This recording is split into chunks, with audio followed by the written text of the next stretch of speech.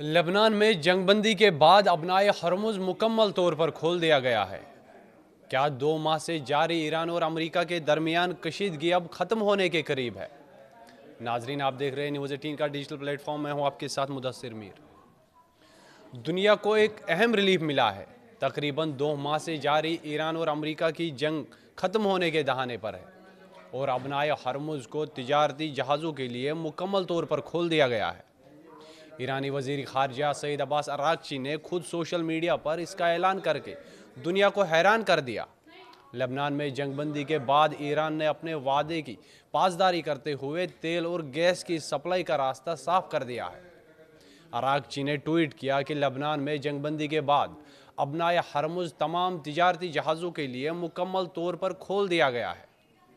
دنیا کے کسی بھی ملک کے بحری جہاز اب ایران کے بندرگاہوں اور میری ٹائم آرگنائزیشن کے قائم کردہ مربوط راستے سے بغیر کسی خوف کے سفر کر سکتے ہیں۔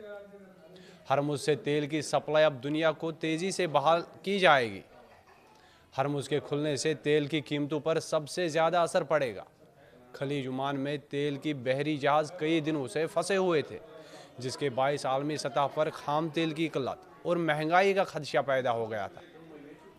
اب جب کہ تیل کی سپلائی دوبارہ شروع ہو گئی ہے، خیال کیا جا رہا ہے کہ آنے والے دنوں میں بھارت سمیت پوری دنیا میں ایندھن کی قیمتوں میں نمایاں کمی ہوگی۔